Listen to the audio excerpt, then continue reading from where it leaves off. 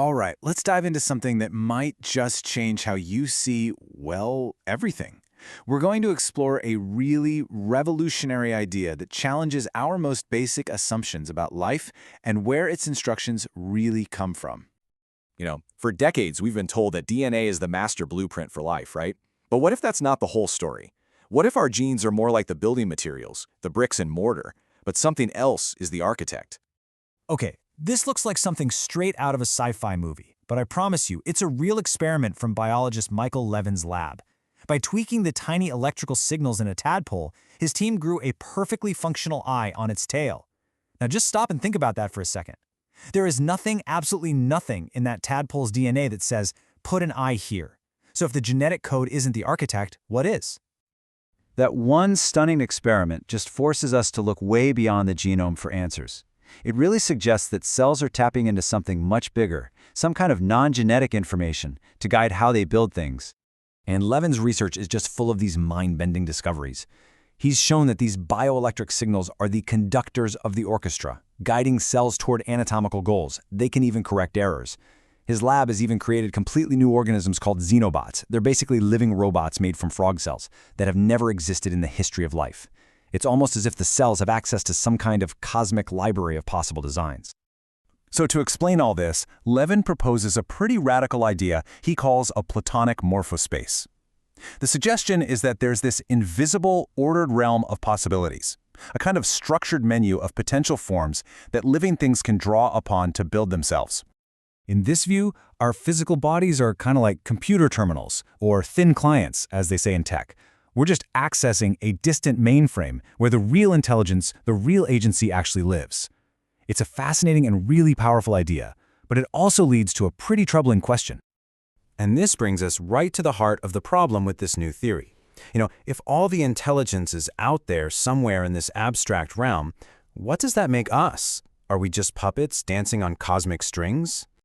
This is the exact hesitation that philosopher Matt Segall brings up. If this morphospace of perfect forms is calling all the shots, then what is the role of the actual living, breathing, feeling organism? Are we just passive vehicles for these higher plans?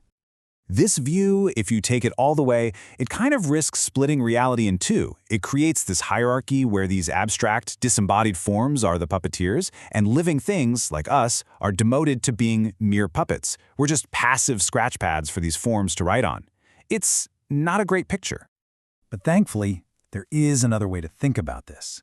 Segall points to an incredibly elegant alternative from the philosopher Alfred North Whitehead, and it completely reframes the whole relationship.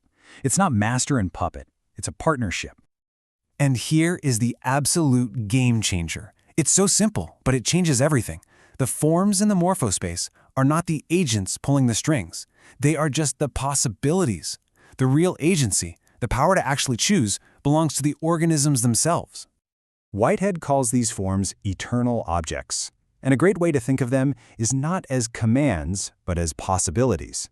They're like lures in the water. They represent this vast menu of what could be. But, and this is so crucial, they have no power on their own. They can't force anything to happen. So where's the real power? Well, it belongs to what Whitehead calls actual occasions.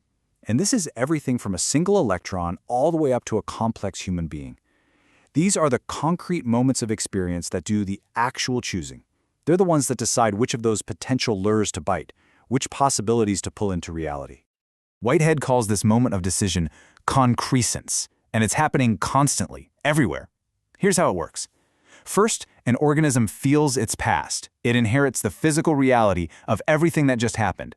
Then, it senses the possibilities of what it could become next. Then, it makes a creative choice, weaving that past together with the potential future. And bam!